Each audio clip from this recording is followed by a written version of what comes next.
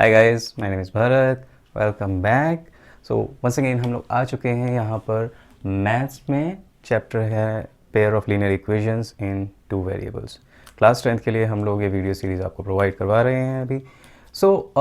हम लोगों ने अभी तक इस चैप्टर के अंदर ग्राफिकल मेथड देख लिया और ग्राफिकल मेथड की एक्यूरेसी कम होने की वजह से, लेंदी होने की वजह से हम लोगों ने अलजेब्रिक मेथड के बारे में भी बात कर ली और 2 अलजेब्रिक मेथड अब तक हम लोगों ने कंप्लीट कर लिए हैं, एलिमिनेशन एंड सब्स्टिट्यूशन।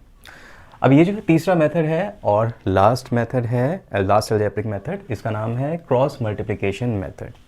और अगर आप लोगों को अगर आप लोग फास्ट कैलकुलेशंस करना जानते हैं, ठीक है, आपको बहुत ज़्यादा प्रैक्टिस है और आप अच्छे हैं कैलकुलेशंस में, कम मिस्टेक करते हैं, then I think this is going to be the method जो आपके लिए बेस्ट सूटेबल रहेगा।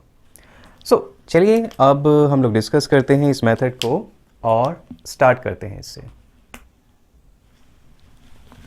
फर्स्ट ऑफ ऑल दो यहाँ पर इक्वेशंस लेंगे और मैं कोई एक्चुअल इक्वेशंस नहीं ले रहा हूँ, जनरल फॉर्म में इक्वेशंस ले रहा हूँ। a1x plus b1y plus c1 equals 0। c1 को इस तरफ भी लिख सकते हैं, c1 को उस तरफ भी लिख सकते हैं, राइट। तो काफ़ी सारी इक्वेशंस में मतलब जो नॉर्मल आपको इक्वेशंस देखने को मिलती हैं तो c1 दूसरी साइड लिखा होता है। बहुत ज़्यादा फर्क नहीं पड़ता अगर आपको स्टैंडर्ड फॉर्म में चीज़ें करनी है या जब आप ये फॉर्मूला लगाएंगे ना, तो c1 को इस तरफ या कांस्टेंट को दूसरी तरफ लेकर ज़रूर आना। एक तो ये है और इसी को यहाँ पर लिख देता हूँ क्योंकि ये 2 बार रिक्वायर्ड होगी। हम लोग प्रूव करके देखेंगे या पता करके देखेंगे कि यहाँ पर चीज़ें कैसे होती हैं, फॉर्मूला कैसे बनता है। और दूसरी है a2x plus b2y plus c2 equals 0। यहाँ पर भी a2x plus b2y plus c2 equals 0। अब देखिए, अगर मैं एलिमिनेशन मेथड से इन 2 इक्वेशंस को सॉल्व करने की कोशिश करता हूँ तो होगा क्या, यहाँ पर मुझे इक्वेशन नंबर 1 को मल्टीप्लाई करना पड़ेगा। लेट्स से मैं b एलिमिनेट कर रहा हूँ तो यहाँ पर y एलिमिनेट कर रहा हूँ तो यहाँ पर लेट्स से b2 से मल्टीप्लाई करते हैं और यहाँ पर b1 से मल्टीप्लाई करेंगे। अब इससे होगा क्या कि भाई यहाँ पर b1 b2 आ जाएगा, यहाँ पर b1 b2 आ जाएगा, दोनों इक्वल हो जाएंगे, एलिमिनेट करने में ईज रहेगी अपने को। तो चलिए करके देख लेते हैं। यहाँ पर तो ये होगा a1x b2a1x plus b1 b2 y plus c1 b2 equals 0। तो ये हो गई अपनी इक्वेशन नंबर 3। और यहाँ पर क्या होगा, a2 b1 x plus b1 b2 y plus c2 b1 equals 0। Equation number 4 हो गई यहाँ पर। अब क्या करते हैं, y को एलिमिनेट करते हैं, इक्वेशन थर्ड में से फोर्थ को सब्ट्रैक्ट कर देते हैं। तो ये तो भाई b1 b2 y है तो कैंसिल आउट हो ही रहा है यहाँ पर क्लियरली। और यहाँ पर क्या बचा, b2 a1 x minus a2 b1 x। मैंने x यहाँ से कॉमन ले लिया है तो यहाँ पर बचा है b2 a1 minus a2 b1। और देखिए मैंने इन दोनों को दूसरी तरफ भेजा है तो यहाँ पर क्या हो गया, c2 b1 minus c1 b2। तो देखिए यहाँ पर आकर आपको x की वैल्यू किस किस चीज़ से पता लग सकती है, सिर्फ जो वहाँ पर नंबर्स दिए हुए हैं, राइट, उनसे आपको x की वैल्यू पता लग सकती है अगर आप ये फॉर्मूला अप्लाई करते हैं तो ये देखिए, ये बन गया आपका फॉर्मूला x के लिए, c2 b1 minus c1 b2, division में रखेंगे यहाँ पर b2 a1 minus a2 b1। Alright, तो ये है यहाँ पर। अब एक काम करते हैं कि दूसरी वाली इक्वेशंस में से एक बार x एलिमिनेट कर देते हैं और y की वैल्यू निकाल कर देख लेते हैं, राइट। तो ये रही अपनी equation 1 and another one was second. तो अब की बार क्या करेंगे, यहाँ पर फर्स्ट को मल्टीप्लाई करेंगे भाई a2 से, सेकंड वाली को मल्टीप्लाई करेंगे a1 से। The reason being a1 a2 x यहाँ पर भी आ जाएगा और यहाँ पर भी आ जाएगा, सिंपल बात है। तो यहाँ पर क्या होगा, a1 a2 x plus b1 a2 x plus c1 a2 equal 0। ये हो गया अपना। और दूसरी वाली में क्या होगा, a1 a2 x plus b2 a1 x y, sorry ध्यान नहीं रहा बट करेक्ट हो गया यहाँ पर टाइमली, यहाँ पर तो सब ठीक है ना, या। और यहाँ पर आएगा c2 a1 इक्वल 0। अब वंस अगेन जैसे पिछली वाली में से करा था, इक्वेशन थर्ड में से अपन 4 सब्ट्रैक्ट कर लेंगे और यहाँ पर a1 a2x दोनों जगह इक्वल है तो कैंसिल आउट होने हैं ही। तो यहाँ पर क्या बचा, मैंने यहाँ पर y कॉमन ले लिया है इन दोनों के अंदर से, तो अंदर क्या बचा है b1 a2 minus b2 a1, alright. और इन दोनों टर्म को मैंने दूसरी तरफ लेकर गया हूं तो ये जो माइनस का था वो प्लस में बन जाएगा c2a1 और ये जो प्लस का था वो माइनस में बन जाएगा c1a2। तो यहाँ से आप y की जब वैल्यू निकालोगे ना तो y की वैल्यू क्या आएगी, y की वैल्यू आएगी c2a1 माइनस c1a2, डिवीजन में रहेगा यहाँ पर b1a2 माइनस b2a1। तो इससे आप वैल्यू निकाल सकते हैं। तो ये तो है फॉर्मूला जो हमने यहाँ पर देखा। अब देखो एनसीईआरटी में क्या दे रखा है, एनसीईआरटी में c1a2 पहले दे रखा है तो कंफ्यूज मत हो जाना।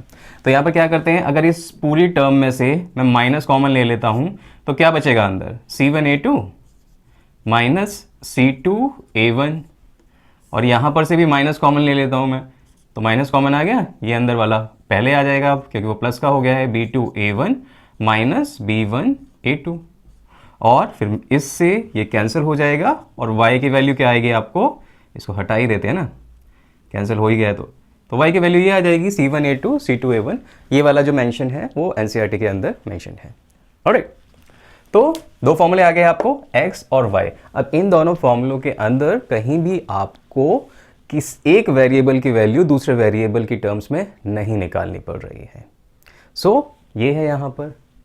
ऑलराइट, चलिए अब एक काम करते हैं, x और y की जो हमने वैल्यूज़ निकाली हैं इस फॉर्मूला से, ठीक है, उनका यूज़ करके हम लोग अब सॉल्व करेंगे क्वेश्चन। बट उससे पहले क्योंकि ये थोड़ा सा मुश्किल लगता है कई बच्चों को, तो इसको याद करने के लिए देख लेते हैं एनसीईआरटी में क्या मेंशन है। तो यहाँ पर एनसीईआरटी में कुछ इस टाइप से मेंशन है कि x है और y है और यहाँ पर 1 है, राइट। तो x के नीचे तो आप रख दो भाई यहाँ पर b1 b2, और यहाँ पर रख दो c1 c2, यहाँ पर रख दो a1 a2, यहाँ पर रख दो once again b1 b2। इसको 1 को थोड़ा सा यहाँ पर लिख देते हैं। ओके, अब x के डिवीजन में तो ये रहेगा, y के डिवीजन में तो ये दोनों रहेंगे, और इस 1 के डिवीजन में यहाँ पर ये दोनों रहेंगे। तो आपका फॉर्मूला क्या बनेगा भाई यहाँ पर कि x, तो फॉर्मूला बनेगा x by c2b1 minus b2c1, this is equal to 1 by a1 b2 minus a2 b1। अब भाई इस फॉर्मूले में आपको क्या करना है, ये वाली टर्म को दूसरी तरफ लेकर चले जाओ, आपका ये वाला फॉर्मूला बन जाता है, राइट। तो ऐसे ही यहाँ पर जो y है, y के लिए देखते हैं, y के लिए क्या फॉर्मूला बनेगा, y के डिवीजन में रखना है आपको c1a2, तो c1a2 minus c2a1, and that will be equal to 1 by a1 b2 a2 b1। तो ये आ गया आपका। अब भाई इसके अंदर भी आप अगर इस टर्म को वहां पर लेकर के जाओगे तो आपका ये वाला फॉर्मूला बनेगा। प्रोबेबली एनसीईआरटी में इसीलिए ये वाला मेंशन है, ऊपर वाला मेंशन नहीं है। तो इस टाइप से आप इसको याद कर सकते हो। अब देख लीजिए यहाँ पर कि क्रॉस मल्टीप्लिकेशन मेथड इसलिए कहा गया है क्योंकि जब आप इस फिगर के थ्रू देखते हो इसको तो आपको क्रॉस मल्टीप्लाई करनी पड़ती हैं। x के साथ b1 यानी कि y के साथ में जो मल्टीप्लाई में है उसको रखना पड़ता है एंड c2, और जो दूसरे वाले 1 के साथ में मल्टीप्लाई में है जो कांस्टेंट है उसको रखना पड़ता है दूसरी इक्वेशन का। तो इस टाइप से क्रॉस मल्टीप्लाई होने की वजह से चीज़ों को इसकी इससे कर देंगे, माइनस इसको इसमें रख देंगे, इसकी इससे मल्टीप्लाई कर देंगे, माइनस इसको इसमें रख देंगे। तो क्रॉस मल्टीप्लाई होने की वजह से इसका नाम ही यहाँ पर क्रॉस मल्टीप्लिकेशन मेथड रख दिया है। ओके, तो एक तो तरीका ये है कि आप इस पूरे फिगर को याद कर लो कि भाई x के नीचे b1 b2 रखेंगे, c1 c2 रखेंगे, और ऐसे करके ये फॉर्मूला हम यहाँ पर निकाल सकते हैं। एक तो ये तरीका है। ऑलराइट, और जो दूसरा तरीका है वो भी थोड़ा सा इसी टाइप का ही है, बट थोड़ा सा उसमें अगर आप चाहते हैं कि आप थोड़ा सा निमोनिक याद कर लें या फिर फिगरेटिवली याद कर लें चीज़ों को, तो आप एक काम कर लो भाई, एक्स जो है ना, एक्स को यहाँ पर लिखो, ठीक है, और यहाँ पर आएगा एक क्यूट बेबी। ओके, तो क्यूट बेबी माइनस C2 रखा है पहले, तो C1 B2 रख दो। डिवीजन में यहाँ पर है B1 A2 B2 A1, या फिर एक काम करते हैं ना, इसको रख देते हैं यहाँ पर A1 बाइक। क्यूट बेबी ये पहले रहेगा और यहाँ पर A1 बाइक, और यहाँ पर A1 है तो नेक्स्ट वाले में A2 कर दो, B1 B2 है तो नेक्स्ट वाले में B1 कर दो। इसको करके आप ये याद कर सकते हो। ओके, थोड़ा सा इजी रहेगा, क्यूट बेबी और A1 बाइक, क्यूट बेबी और फिर नेक्स्ट वाले में C1 C2 है तो C1 कर दिया, A1 बाइक तो नेक्स्ट वाले में A2 B1 कर दिया, राइट। तो ये देखो छोटी छोटी ट्रिक्स होती हैं जिनको मतलब आप यूज़ करके आप विजुअली चीज़ों को याद करने में ये बहुत आपको हेल्प करेंगी। ओके, तो इस हिसाब से आप x के लिए कर सकते हो, ये y के लिए भी ऐसा ही कुछ बन सकता है, राइट। तो यहाँ पे अगर आपको x का पता है, x में Q2 बेबी था तो y में C1 रख देंगे पहले, राइट। या फिर यहाँ पे y को कर दो cute baby on A1 cycle and bike A1, तो something like that you can always figure out. तो इस टाइप से अगर आप चीज़ों को रखोगे, राइट, तो आपको चीज़ें याद रहेंगी। एनसीईआरटी में ये फिगर मेंशन है, मैंने दूसरे टाइप से आपको एक फिगर दिमाग में आपके आ जाएगा जब भी आपको ये क्रॉस मल्टीप्लिकेशन मेथड जो है याद करना होगा या इससे आपको चीज़ें सॉल्व करनी होगी। तो इतना है यहाँ पर, और अब एक्सरसाइज 3.5 की तरफ बढ़ते हैं और देखते हैं कि उसमें क्या करना है। चलिए गाइस, अब हम लोग देख लेते हैं एक्सरसाइज 3.5 को, और यहाँ पर फर्स्ट क्वेश्चन में आपको बताना है in given pair of equations के कहाँ पर यूनिक सॉल्यूशंस निकलेंगे, और जहाँ पर भी निकलेंगे वहाँ पर आपको क्रॉस मल्टीप्लिकेशन मेथड का यूज़ करना है उनके सॉल्यूशंस निकालने के लिए। तो चलिए यहाँ पर स्टार्ट कर लेते हैं फर्स्ट क्वेश्चन से। फर्स्ट क्वेश्चन यहाँ पर आपको दिया हुआ है ये, तो सबसे पहले तो देखना है कि सॉल्यूशंस इसके यूनिक निकलेंगे नहीं निकलेंगे। तो यहाँ पर A1/A2 कितना हो गया जी, 1/3। B1/B2 कितना हो गया जी, ये हो गया -3/-9, राइट। इसको डिवाइड कर देंगे तो 1/3 आ जाएगा। C1/C2 is equal to -3/-2, right. तो 1/3 is equal to 1/3 is not equal to 3/2। तो A1/A2 is equal to B1/B2 and they are not equal to C1/C2। और इस केस में आपको याद होगा अच्छे से ये केस होता है, तो यहाँ पर नो सॉल्यूशन निकलते हैं, आप इनको सॉल्व नहीं कर सकते, पैरेलल लाइंस ग्राफ पर आती हैं। अब चलिए क्वेश्चन नंबर पार्ट 2 देख लेते हैं, क्वेश्चन नंबर 1 का ही। तो यहाँ पर देख लेते हैं सबसे पहले A1/A2 कितना आ रहा है भाई, 2/3। चलिए B1/B2 कितना आ रहा है भाई, 1/2। अब C1/C2 निकालने की ज़रूरत है आपको, नहीं है, क्योंकि जब A1/A2 is not equal to B1/B2 तो आप सीधा सीधा कह सकते हो भाई यहाँ पर निकलते हैं यूनिक सॉल्यूशन। और जब यूनिक सॉल्यूशन होंगे यहाँ पर तो अपने को क्रॉस मल्टीप्लिकेशन मेथड से सॉल्व करना है। अभी इस एक्सरसाइज में यही कहा है, तो क्रॉस मल्टीप्लिकेशन मेथड से सॉल्व करना है। आई होप आपको फॉर्मूला याद हो, अगर नहीं है फॉर्मूला याद तब भी फॉर्मूला को यहाँ पर एक बार लिख लेते हैं। x इज इक्वल टू, याद करके बताओ x क्या था, Q2 baby C2 B1 minus C1 B2 divided by, division में क्या था, A1 B2 minus A2 B1। ये नीचे वाला तो सेम रहेगा, जब y निकालेंगे तब भी, तो y में क्या था भाई, C1 A2 minus C2 A1, और डिवीजन में क्या था, A1 B2 minus A2 B1। चलिए यहाँ पर ये हो गया एक्स और वाई का फॉर्मूला अगर नहीं ध्यान था तो अब ध्यान आ गया होगा, और इन्हीं का यूज़ करके हम लोग यहाँ पर सॉल्यूशन निकालेंगे।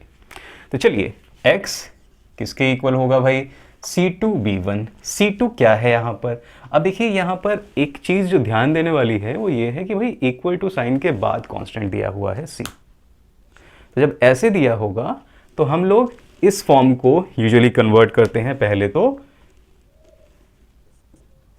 इस फॉर्म में C1 C2 को या तो पीछे ले आओ, या फिर जो भी उसमें साइन दिया हुआ है उसके आगे नेगेटिव लगा दो, उसका साइन चेंज कर दो। ओके, तो ऐसे भी कर सकते हैं और वैसे भी कर सकते हैं। तो ऐसे कर लिया मैंने भाई, इसको स्टैंडर्ड फॉर्म में कन्वर्ट कर लिया, और उसके बाद अब ये सॉल्व कर रहे हैं। तो x will be equal to C2B1। C2 कितना है ये, B1 कितना है ये, तो 8 - 1, माइनस का 8 इंटू 1 माइनस C1B2। C1 कितना है, माइनस का 5 इंटू 2 -5 इंटू 2। चलिए जी, और इसके डिवीजन में क्या आएगा, A1B2 minus A2B1। A1B2 2 into 2 minus A2B1 3 into 1। ये वाला जो पार्ट है इसको याद रखना, ये दोनों में ही सेम आता है, A1B2 A2B1 A1B2 A2B1। तो डिवीजन में तो क्या रहता है, 1 रहेगा यहाँ पर, -8 + 10, -8 + 10 कितना हो जाएगा, ऑब्वियसली 2 हो जाएगा। तो 2/1 यानी कि 2 = x, ये आंसर आया अपना फॉर्मूला से निकाल के। और y क्या आएगा भाई, इसी हिसाब से करके देखेंगे, तो y आएगा C1A2। तो C1A2 माइनस का 5 इंटू 3 यानी कि -15 ये हो गया, और माइनस C2A1।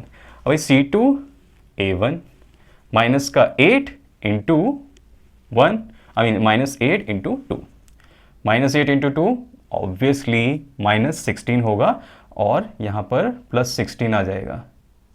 ठीक है, क्योंकि माइनस का 18 हुआ यहाँ से, और एक माइनस का साइन हमारे पास ऑलरेडी था।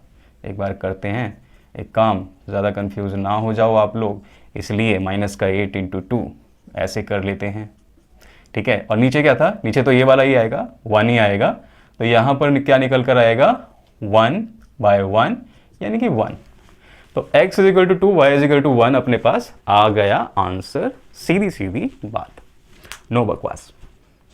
थर्ड क्वेश्चन देख लो आप, थर्ड क्वेश्चन भी इजी ही लग रहा है आप, और अगर आप यहाँ पर निकाल कर देखेंगे इसके रेशोज, तो A1/A2 कितना आ रहा है जी, 3/6 यानी कि 1/2, और B1/B2 कितना आ रहा है जी, B1/B2 आ रहा है -5/10। ओके, ये तो बराबर हो गया किसके, 1/2 के, और C1/C2 = अब इसको इस तरफ ले जाओ, -20 हो जाएगा, -40 हो जाएगा, -20 - 40 वंस अगेन 1/2 के इक्वल है।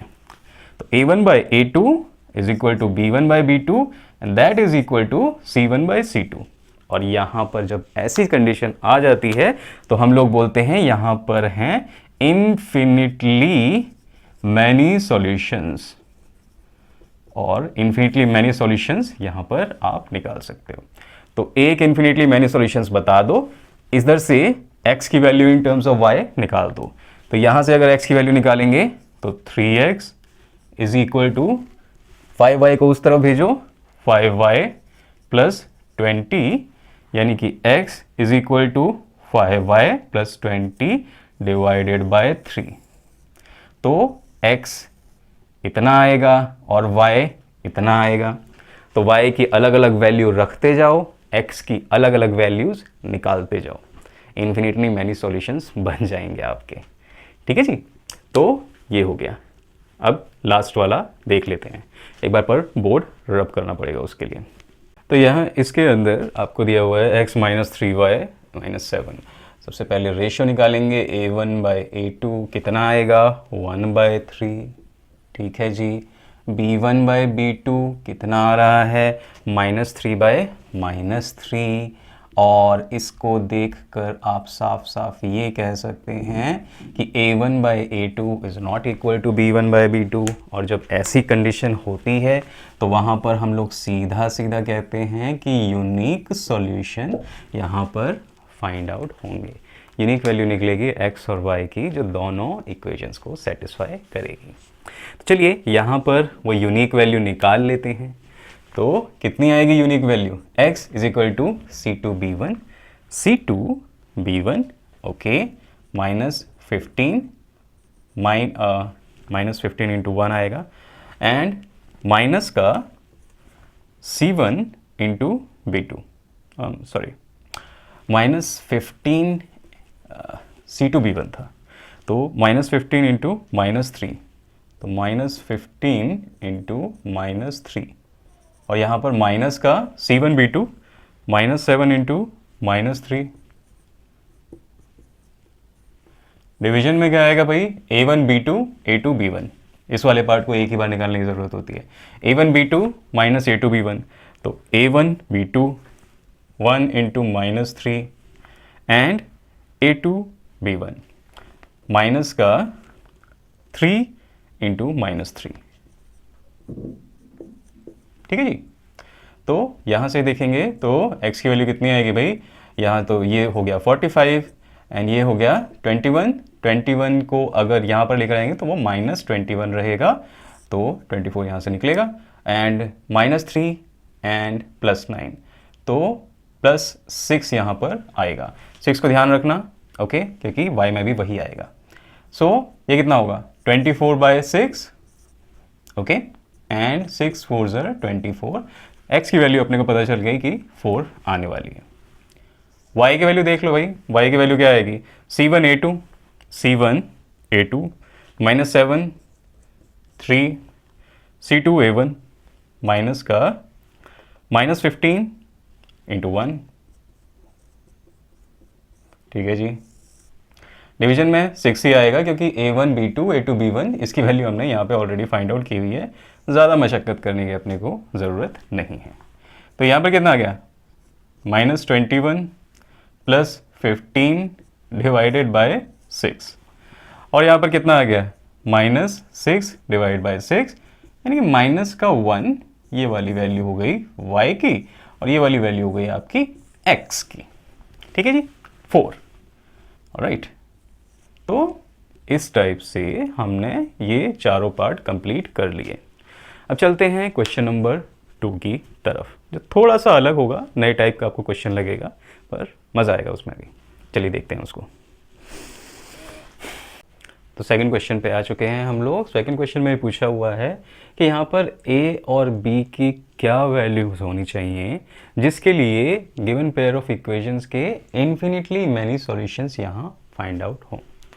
तो भाई देखो, ये क्वेश्चन जो बहुत इजी है, बिल्कुल भी घबराने की ज़रूरत नहीं है। यहाँ पर सबसे पहले तो यहाँ पर देखना है कि देखो, जो कंडीशन होती है वो ये होती है A1/A2 अगर B1/B2 के इक्वल हो जाए, और ये अगर C1/C2 के इक्वल हो जाए, तो इन्फिनिटली मैनी सॉल्यूशंस हो जाते हैं। विच मीन्स कि अगर मैं 2/A-B रख लूँ, and that should be equal to 3 divided by A + B, and that should be equal to 7 divided by, minus का 7 कर लेंगे, ठीक है, माइनस से तो माइनस वैसे भी कैंसिल आउट होगा ही, 3A + B -2 ये कर लूँ। तो यहाँ पर अगर मैं इसको इसके इक्वल रख लेता हूँ, इसको इसके इक्वल रख लेता हूँ, या इन दोनों को इक्वल रख लेता हूँ, फिर इन दोनों को इक्वल रख लूँ, तो वहाँ से हमें 2 इक्वेशन फाइंड आउट हो जाएंगी, और उसके बाद हम लोग इस क्वेश्चन को बहुत ही मज़े से सॉल्व कर सकते हैं। तो देखिए, सबसे पहले मैं इसको और इसको इक्वल रख के एक इक्वेशन बनाता हूँ। तो यहाँ पर क्या इक्वेशन बनेगी?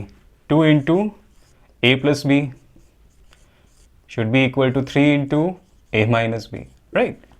तो 2A + 2B - 3A + 3B = 0। देख लो, इसको मैं यहाँ पर ले आया हूँ यहाँ। तो अब 3A + 2B कितना होगा? 5B, and this is -A = 0, और A should be equal to 5 times of B। सबसे बढ़िया है यहाँ पर सब्स्टिट्यूशन मेथड लगा डालो, बिकॉज यहाँ पर A की value in terms of B आपको ऑलरेडी पता चल गई है। तो इसके लिए क्या करेंगे? इसके लिए इसको इसके इक्वल रख देते हैं, यानी कि 3 × 3a plus b minus 2 7 into a plus b 3 3 9a 2 3 3 into 1 3b minus 6 equals 7a plus 7b right. 7a को इधर ले आएंगे, इसमें से माइनस हो जाएगा, 2a बचेगा। 7b को जब इधर लाएंगे तो 3b में से माइनस होगा और माइनस 4b आ जाएगा। That should be equal to 6 right.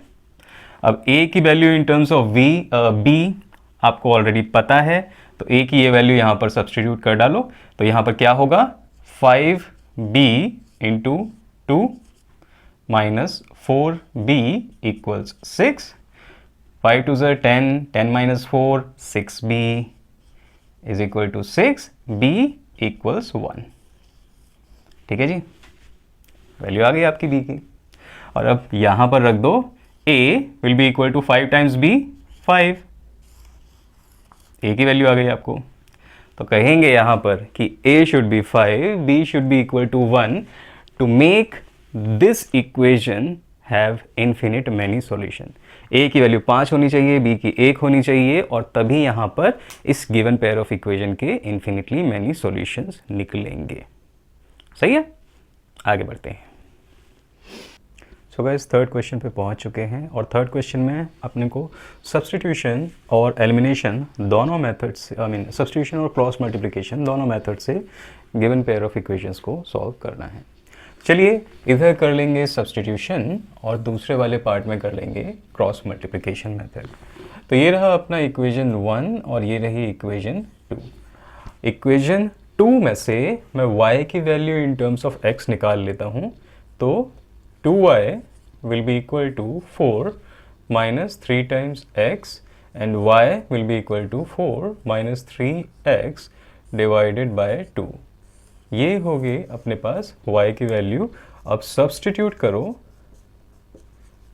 This in first, क्योंकि अपने ने सेकंड से निकाली है, तो फर्स्ट में ये सब्स्टिट्यूट करो 8x plus 5 times 4 minus 3x divided by 2 equals 9 right. तो अब यहाँ पर एक काम करते हैं, पूरी इक्वेशन को 2 से मल्टीप्लाई कर देते हैं। होगा क्या कि ये वाला जो 2 है ना वो हट जाएगा, तो 16x plus 5 4 20, 5 3 minus 15 x is equal 18।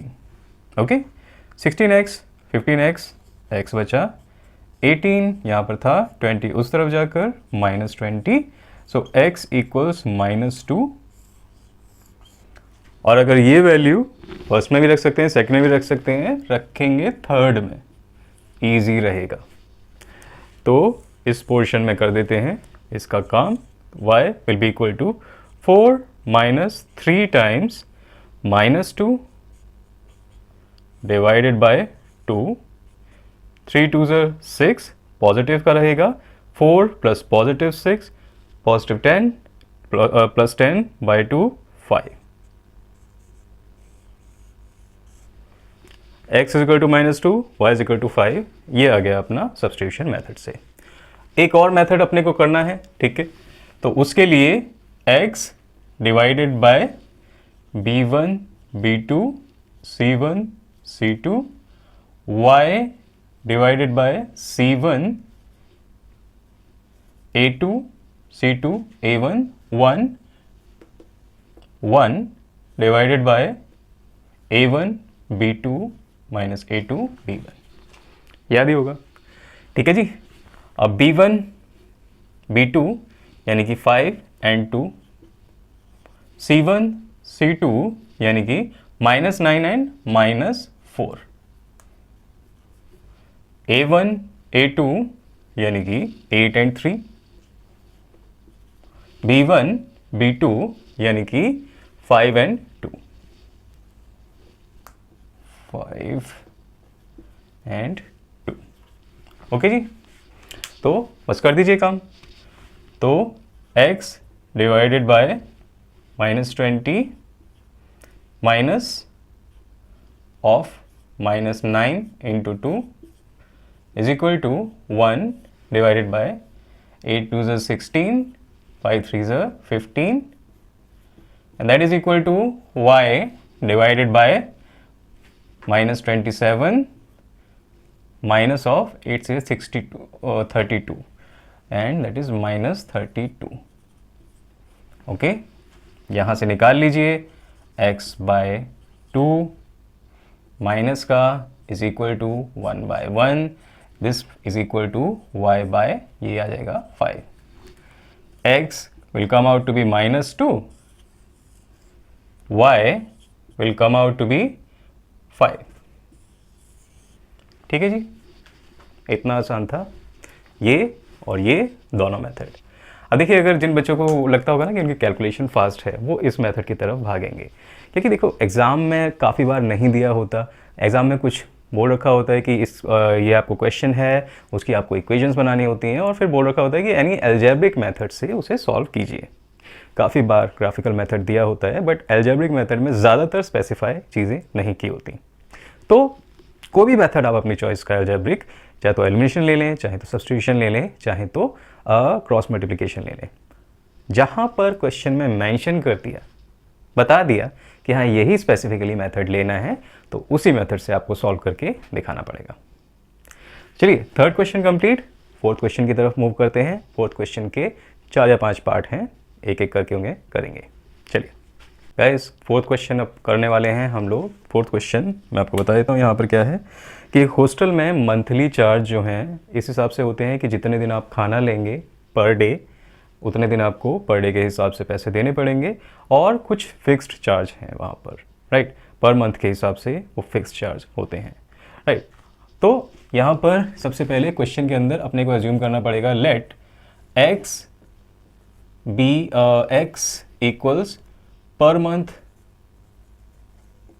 Fixed charge, ठीक है जी, and y is equal to per day mess charge. Mess का मतलब वही होता है यार कि जहाँ आप खाना खाते हैं ना, तो उसके आपको जो चार्ज देने पड़ते हैं हॉस्टल में, right, that is mess charge. अब इसने कहा है कि अगर आप 20 दिन वहाँ पर फूड लो, तो कंडीशन 1 कह रही है, ऐसा क्वेश्चन आपने किया हुआ है पहले ही पिछली एक्सरसाइज में, तो ये मुश्किल होना नहीं चाहिए. फेयर वाला क्वेश्चन था पिछली बार, राइट, और लाइब्रेरी वाला क्वेश्चन था कि भाई एक लाइब्रेरी होती है और उसमें अगर आप पहले 3 दिन बुक रखते हो तो आपको एक फ्लैट चार्ज देना पड़ता है, और फिर उसके बाद चौथे, पाँचवें, छठे दिन से आपको पर डे के हिसाब से चार्ज देना पड़ता है. इफ़ यू डोंट रिमेंबर तो पिछली वीडियो में आप देख सकते हैं. तो भाई फर्स्ट कंडीशन ये कह रही है अपने को कि अगर वहाँ पर 20 दिन फूड लेते हैं तो आपको 1000 रुपीज़ देने पड़ते हैं.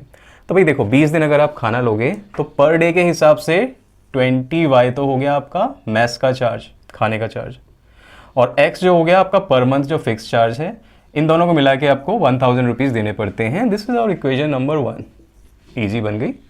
और सेकंड है कि अगर आप 26 डेज लेते हो तो आपको 1180 रुपीज़ देने पड़ते हैं. 1180 रुपीज़ देने पड़ते हैं अगर आप 26 डेज लेते हो खाना तो ठीक है, आपको ये सेकंड इक्वेशन बन गई है. अब भाई अगर इस इक्वेशन में से फर्स्ट में से सेकंड सब्ट्रैक्ट कर लो तो यहाँ पर क्या होगा, x तो कैंसिल हो जाएगा और यहाँ पर आ जाएगा -6y that is equal to -180. इसको हटा देते हैं. y इज इक्वल टू 6 3 18 और 0 यहाँ पर लग गई. अब y इज इक्वल टू 30 यहाँ पर फिट कर दो, 20 टाइम्स 30, ठीक है, फर्स्ट इक्वेशन में रख रहा हूं मैं उसको, प्लस x इक्वल्स 1000, यानी कि x will be equal to 1000 minus 2 3 6 and 1020, x comes out to be 400. तो भाई आपको जो फिक्स चार्ज देने पड़ते हैं ना वो हैं 400 रुपये, 400 रुपीज़, और पर डे के हिसाब से जो चार्ज देने पड़ेंगे यहाँ पर आपको वो होंगे 30 रुपीज़. इतना सही आपको आंसर वहाँ पर निकालना था, इसके अलावा और कुछ तो नहीं है.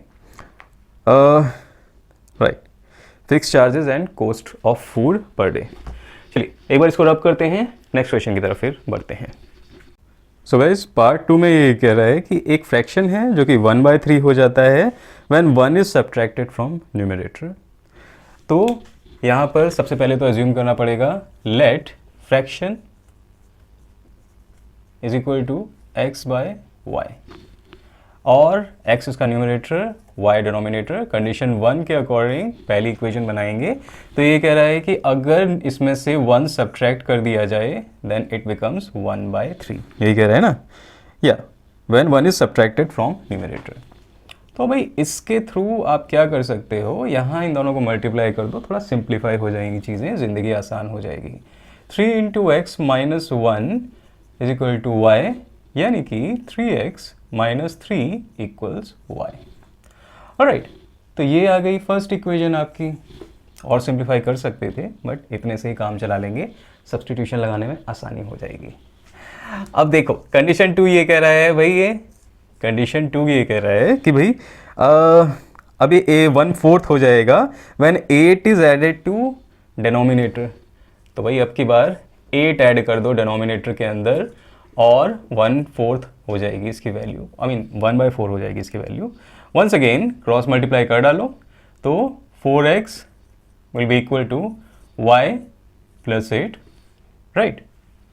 तो 4x - y इक्वल्स 8, ये होगी सेकेंड इक्वेशन। अब देखो 1 के अंदर y की वैल्यू आ रही है इन टर्म्स ऑफ x, तो इसी को हम इसके अंदर सब्स्टिट्यूट कर देते हैं। तो यहाँ पर क्या होगा, y की जगह रख डालो आप 3x - 3, तो 4x - 3x - 3 is equal 8, right. 4x - 3x, x minus of -3 + 3 equals 8। तो x की वैल्यू कितनी आ गई भाई, 5। चलिए हो गया। अब x की 5 वैल्यू आप यहाँ पर रख दो तो क्या आएगा, 3 × 5 - 3 इक्वल्स y। y की वैल्यू कितनी आ गई, 15 - 3 12। ठीक है जी। तो आपका फ्रैक्शन क्या बन गया, फ्रैक्शन आपका बना है 5/12। तो मूव करते हैं थर्ड पार्ट की ओर। सो गाइस चलिए अब बात कर लेते हैं हम लोग थर्ड पार्ट की तरफ। तो यश एक स्टूडेंट है जिसको कि टोटल मार्क्स मिले हैं 40 और 3 मार्क्स मिले हैं इसे हर राइट क्वेश्चन के लिए, राइट आंसर देने के लिए क्वेश्चन का, और 1 मार्क्स इसका डायरेक्ट हुआ है रॉन्ग आंसर देने के लिए। अगर इसके 4 मार्क्स पर क्वेश्चन दिए जाते, अगर ये सही आंसर करता और 2 मार्क्स डिडक्ट किए जाते गलत के लिए, गलत आंसर के लिए, then he would have got 50 marks. तो बताइए कितने क्वेश्चंस हैं इस टोटल टेस्ट के अंदर। ओके तो यहाँ पर करते हैं लेट करते हैं x is equal to number of correct answers by Yash, ठीक है जी, and y is equal to number of incorrect answers by Yash. Assume कर रहे हैं कि यहाँ पर उसने कोई भी क्वेश्चन छोड़ा नहीं हुआ है। तो टोटल यहाँ पर अपने को निकालना है x + y, क्योंकि जितने आंसर उसने दिए होंगे सही या गलत उतने ही तो क्वेश्चन होंगे ना वहाँ पर, ठीक है। अब यहाँ पे देखो कंडीशन 1 कह रही है कि भाई उसने हर एक करेक्ट आंसर के लिए उसे 3 मार्क्स मिले हैं और डिडक्ट कितने हुए हैं, -1 हर एक इनकरेक्ट आंसर के लिए, और तब जाकर उसके बने हैं 40 मार्क्स। ये हो गई इक्वेशन 1। और सेकेंड कंडीशन में ये कह रहा है कि अगर उसको 4 मार्क्स मिलते सही के लिए और 2 मार्क्स उसके डायरेक्ट होते हर एक इनकरेक्ट या फिर रॉन्ग या फिर गलत आंसर के लिए, तो उसके 50 मार्क्स बनते। तो अब भाई आपको सीधा सीधा बताना है कि इसमें क्या होने वाला है यहाँ पर। तो एक काम कर देते हैं कि इस इक्वेशन को ना मैं 2 से डिवाइड ही कर देता हूँ। तो 2 से डिवाइड करने पर क्या होगा, इक्वेशन इसको भी 2 से डिवाइड, इसको भी 2 से, इसको भी 2 से, तो क्या होगा 2x - y इक्वल्स 25। और यहाँ पर देखते हैं ऊपर 3x - y इक्वल्स 40। तो ये तो नई इक्वेशन बन गई और ये फर्स्ट वाली है। तो भाई इन दोनों इक्वेशन को ऐड तो नहीं करेंगे, सब्ट्रैक्ट कर देते हैं, यहाँ पर चीज़ें आसान हो जाएंगी अपने लिए। ठीक है, एक वेरिएबल बचेगा minus x is equal to minus का 15, यानी कि x इज इक्वल टू 15 आ गया। इसको पुट कर दो कहीं पर भी। फर्स्ट में मैं पुट कर रहा हूँ 3 times 15 minus y equals 40। y को उधर भेजो, 40 को इधर भेजो, 45 minus 40 equals y is equal 5। तो भाई 5 उसके इनकरेक्ट आंसर थे और 15 उसके करेक्ट आंसर थे। तो टोटल कितने क्वेश्चन थे वहां पर? x plus y, 15 plus 5, 20 questions थे वहां पर टेस्ट के अंदर। ये आ गया आपका फाइनल आंसर। चलिए मूव करते हैं फोर्थ पार्ट की तरफ। ये सेकेंड लास्ट क्वेश्चन है इस एक्सरसाइज का। सो गाइस पहुंच चुके हैं fourth part of fourth question पे। तो ये क्वेश्चन बहुत ही ज़्यादा इंटरेस्टिंग है और यहाँ पर एक कॉन्सेप्ट भी लग रहा है रिलेटिव वेलोसिटी का। तो इंटरेस्टिंग इसलिए भी हो जाता है क्योंकि ये 11th क्लास में भी मैथ्स में रिलेटिव वेलोसिटी वाला जो कॉन्सेप्ट है वो आता ही आता है फिज़िक्स के अंदर। तो चलिए यहाँ पर देखते हैं कि क्वेश्चन में क्या कहा गया है और क्या निकालना है अपने को। तो दो कार्स हैं, हाईवे पर खड़ी हुई हैं अभी, एक ए पर है और एक बी पर है। अगर ये दोनों सेम डायरेक्शन में भागती हैं, मतलब कि ये वाली गाड़ी भाग रही है और ये वाली इसको चेस कर रही है, पकड़ने की कोशिश कर रही है, और अगर इसकी स्पीड ज़्यादा है इससे, तो एक टाइम ऐसा आएगा कि ये वाली इसे पकड़ ही लेगी, राइट। तो अगर ऐसा होता है, दोनों सेम डायरेक्शन में भाग रही होती हैं, तो 100 किलोमीटर की जो डिस्टेंस है ना इनके बीच की, ये ट्रैवल करने में इनको लगते हैं 5 घंटे, राइट। तो मान लीजिए ये चोर है, चोर पुलिस से पीछे पीछे छुड़ाना चाह रहा है, भाग रहा है, तो इस डायरेक्शन में ये भी भाग रहा है और पुलिस इसी डायरेक्शन में भाग रही है, सेम डायरेक्शन में भाग रही है दोनों। तो अगर पुलिस की वेलोसिटी ज़्यादा है तो क्या होगा कि चोर को वो पकड़ लेगा। अगर तो दूसरा केस है कि भाई दो दोस्त हैं, रमेश और मुकेश, तो अगर दोनों बहुत सालों बाद मिल रहे हैं, 100 किलोमीटर की डिस्टेंस पर रमेश इसको मुकेश को फ़ोन करता है कि भाई कहाँ है, कहता है मैं तो यहाँ पे 100 किलोमीटर दूर हूँ। तो कहता है तू जल्दी आ जा यहाँ पर, मैं भी यहाँ से जा रहा हूँ तेरी तरफ, तो जल्दी मिल जाएंगे। और जब ऐसा होता है तो ये कम टाइम में मिलते हैं। तो पिछली बार 5 घंटे लग रहे थे, तो अब की बार 1 घंटे लग रहे थे। ऐसा क्यों हुआ है? क्योंकि जब वो सेम डायरेक्शन में चलेंगे इनके एफर्ट ऐड हो जाएंगे, राइट। ये दोनों मिलने की कोशिश कर रहे हैं तो एफर्ट ऐड हो रहे हैं। वेलोसिटीज़ अगर इसकी x थी, इसकी y थी, तो दोनों वेलोसिटीज़ को जोड़ देंगे, वहाँ पर एफर्ट्स को ऐड कर देंगे। और दूसरे केस में ये तो चाह रहा है इससे पीछा छुड़ाना और ये चाह रहा है इसको पकड़ना, राइट। तो इनके एफर्ट एक दूसरे में से सब्ट्रैक्ट हो रहे हैं, इसलिए इनकी वेलोसिटीज़ भी एक दूसरे में से सब्ट्रैक्ट हो रही हैं। ऐसा एज्यूम कर लेते हैं, राइट, क्योंकि इसको समझने का यही बेस्ट तरीका है। तो x माइनस वाई इनकी जो वेलोसिटी है वो टोटल निकलेगी। अब ऐसे केसेस में आपको इंडिविजुअल वेलोसिटी और इंडिविजुअल डिस्टेंस, इंडिविजुअल टाइम नहीं लेना होता, दोनों का मिला के हम लोग वेलोसिटी देखते हैं, दोनों का मिला के टाइम देखते हैं। तो जब दोनों सेम डायरेक्शन में भाग रहे होते हैं तो वेलोसिटीज़ घटती हैं, और जब दोनों ऑपोजिट डायरेक्शन में आ रहे होते हैं एक दूसरे की तरफ तो वेलोसिटी ऐड अप होती हैं। ये आप हमेशा ध्यान रखेंगे। अब करते हैं इस क्वेश्चन को सॉल्व, क्योंकि अब हमने समझ लिया। फॉर्मूला ये कहता है भाई कि distance divided by time is equal to velocity, right. Time को उधर ले जाओ, वेलोसिटी नीचे ले जाओ, थोड़ा बहुत यहाँ पर हो सकता है। तो यहाँ पर कहने का मतलब ये है कि अगर 100 किलोमीटर की जो डिस्टेंस है तो कंडीशन नंबर 1 जो है वो ये कहेगी, कंडीशन नंबर 1 वो ये कह रही है कि भाई 100 किलोमीटर की डिस्टेंस 5 घंटे में ट्रैवल कर लेते हैं। ये टाइम 5 आवर्स हो गया। कैसे?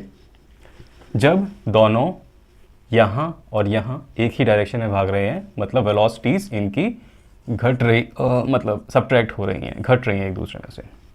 हर एक चीज़ यहाँ पर ये याद रखना कि x should be greater than y। तभी एक पॉइंट ऐसा आएगा जब ये इसको कैच कर लेगा। पुलिस वाला चोर को तभी पकड़ सकता है जबकि उसकी वेलोसिटी जो है, उसकी कार की वेलोसिटी जो है चोर की वेलोसिटी से ज़्यादा हो। अगर कम है तो वो कभी नहीं पकड़ पाएगा ज़िंदगी में, राइट। तो ऐसा कहा गया है भाई कि 100 किलोमीटर की डिस्टेंस 5 घंटे में ट्रैवल कर रहे हैं जब वो एक ही डायरेक्शन में भाग रहे हैं, मतलब वेलोसिटीज़ घट रही हैं। कहने का मतलब ये है कि 20 is equal to x minus y. ये आ गई अपनी इक्वेशन नंबर 1। ज़्यादा लोड लेने की अब ज़रूरत ही नहीं है। सेकेंड कंडीशन कह रही है कि भाई अगर वो ऑपोजिट डायरेक्शन में आते हैं, एक दूसरे की तरफ आते हैं, तो सिर्फ 1 घंटा लगता है। तो वंस अगेन 100 किलोमीटर की डिस्टेंस है, टाइम कितना लग रहा है भाई? 1 hour. That is equal to x plus y, right. तो ये आ गई सेकेंड इक्वेशन। इसके नीचे से 1 हटा देता हूँ ताकि सॉल्व करने में अपने को ज़्यादा मुश्किल ना हो। अब दोनों को हम लोग जोड़ देंगे, दोनों इक्वेशंस को जोड़ देंगे। y cancelled, 2x equals 120, x will be equal to 60 kilometres per hour. तो ये भाई x आ गया कि 60 किलोमीटर प्रति घंटा, 7 kilometre per hour, 60 kilometre per hour की वहाँ पर रफ्तार से चल रही है ये वाली गाड़ी। और वो वाली कितनी होगी भाई, उसकी निकाल लेते हैं। x को यहाँ पर 60 रख दो, इस इक्वेशन में रख दो, तो यहाँ पर क्या होगा? 60 माइनस वाई इक्वल्स 20, राइट। तो y will be equal to 60 minus 20, y will be equal to 40 kilometres per hour. तो ये आ गई भाई दूसरे की डिस्टेंस। ओके, x पता चल गया, डिस्टेंस नहीं वेलोसिटी। x पता चल गया, इसकी वेलोसिटी क्या है, y पता चल गया, उसकी वेलोसिटी क्या है। तो ऐसे ही इजीली हमने ये क्वेश्चन सॉल्व कर लिया। बट रिमेंबर, ऐसे क्वेश्चन आपको बार बार आते रहेंगे, ये इंपॉर्टेंट है। नेक्स्ट चैप्टर जब आप करेंगे क्वाड्रेटिक इक्वेशंस, द्विघात समीकरण, उसमें भी ऐसे बहुत सारे क्वेश्चन आपको देखने को मिलेंगे। ठीक है, कई बार दे रखा होगा कि 2 कार एक दूसरे की तरफ आ रही हैं, कई बार दे रखा होगा कि एक नदी के अंदर बोट है वो चल रही है, तो अपस्ट्रीम और डाउनस्ट्रीम जब चलती है तो वहाँ पर क्या होगा, नदी की जो स्पीड है वो बोट की स्पीड में से घटेगी एक बार और एक बार ऐड होगी। वहाँ पर क्वेश्चन भी देखेंगे। तो अभी के लिए इस क्वेश्चन को यहीं पे समाप्त करते हैं और इस एक्सरसाइज का लास्ट क्वेश्चन कर लेते हैं। तो गाइस लास्ट पार्ट है क्वेश्चन 4 का और लास्ट ही क्वेश्चन है ये इस एक्सरसाइज का। चलिए इसको भी कर लेते हैं जल्दी से। The area of a rectangle gate reduced by 9 square unit if its length is reduced by 5 unit and breadth increased by 3 unit. अब देख लीजिए यहाँ पर कि सबसे पहले तो यहाँ पर मान लेते हैं let x is equal to length and y is equal to breadth. ठीक है जी, और एरिया क्या हो गया फिर इस हिसाब से, लेंथ इंटू ब्रेड्थ, यानी कि x into y, x y, right. अब इसने एक दो कंडीशन दी हुई है। कंडीशन 1 ये कह रही है कि भाई अगर लेंथ में से कितना रिड्यूस किया जाए, 9 square unit, I mean 9 sorry, length is reduced by 5 unit and breadth is increased by 3 unit। तो ये जो एरिया है ना एक्स वाई जो आ रहा था पहले, अब वो 9 स्क्वायर यूनिट रिड्यूस हो गया। तो ये तो आ गई अपनी इक्वेशन नंबर 1 के लिए। तो अब इसको कर लेते हैं, x y plus 3x minus 5y minus 15 is equal to x y minus 9। X y तो कैंसिल हो जाएगा, टेंशन लेने की ज़रूरत नहीं है इसके बारे में। -15 को उस तरफ भेज देते हैं, पॉजिटिव 15 हो जाएगा और -9 पॉजिटिव 15 6 हो जाएगा और यहाँ पर बचेगा 3x माइनस 5y। तो ये आ गई आपकी इक्वेशन नंबर 1। ठीक है जी। अब इक्वेशन 2 के लिए यहाँ पर इसने बोला है if we increase the length by 3 and if we and breadth, अच्छा दोनों ही इंक्रीज कर रही हैं, लेंथ भी और ब्रेड्थ भी, और ये वाली 2 यूनिट इसने इंक्रीज की है। तो यहाँ पर 67 स्क्वायर यूनिट का एरिया में इंक्रीज हो जाएगा। तो इससे बनाएंगे हम लोग, ये है कंडीशन 2, इससे बनाते हैं हम लोग इक्वेशन 2। तो इसको इससे करते हैं xy plus 2x 3y plus 6 equals xy plus 67। xy to xy तो कैंसिल होना ही है, 6 को उस तरफ भेजते हैं तो यहाँ पर बचेगा 61 और यहाँ पर आएगा 2x प्लस 3y। तो 2x plus 3y is equal to 61। ये आ गई अपने पास इक्वेशन नंबर 2। अगर मैं एलिमिनेशन का मेथड का यूज़ करके इन दोनों को सॉल्व करने की कोशिश करूं तो इस इक्वेशन को मुझे 3 से मल्टीप्लाई करना पड़ेगा, इसको करना पड़ेगा मुझे 2 से मल्टीप्लाई, ताकि x वाला जो पार्ट है वो 6x हो जाएगा, फिर एलिमिनेट कर देंगे उसे। तो यहाँ साइड में कर लेते हैं, मल्टीप्लाई करते हैं यहाँ पर 6x माइनस 10y इक्वल्स 12। ये इक्वेशन तो ये बन गई, नंबर 3 मान लेते हैं उसे। और इसको जब 3 से करेंगे तो 6x plus 9y is equal to 38। Alright, तो यहाँ पर ये आने वाला है। तो अब चलिए सॉल्व करके देखते हैं इसको। तो सबसे पहले तो सब्ट्रैक्ट करेंगे यहाँ पर 6x to 6x cancel out, minus का 19y will be equal to, अब इसमें से ये माइनस हो गया तो 171 और ये आएगा माइनस का, minus to minus cancel out होंगे, y will be equal to, अब देखिए 19 के टेबल में 171 आता है, 19 9s 171 और y इज इक्वल टू 9 यहाँ से हम लोग निकाल लेते हैं। और अब इसको y इज इक्वल टू 9 को इस इक्वेशन में रख देते हैं। चलिए, तो 3x minus 5 into y, 5 9s 45 is equal to 6, 3x will be equal to 6 plus 45 51, x will be equal to 51 by 3, यानी कि x will come out to be 17. Alright, तो y is equal to 9, x is equal to 17 unit is the correct answer. अब इसी के साथ आपकी exercise 3.5 हो गई है कंप्लीट, और अब एक और एक्सरसाइज रह गई है 3.6, और मिसलेनियस एक्सरसाइज हम लोग प्रैक्टिस के लिए बचा कर रखेंगे अभी। तो चलिए नेक्स्ट वीडियो में मिलेंगे, और नेक्स्ट वीडियो में अपनी जो वो वाली एक्सरसाइज है 3.6 वो भी कंप्लीट करके इस चैप्टर को कंप्लीट कर देते हैं। So guys, bye bye, take care, my name is Bharat, keep studying, keep watching videos.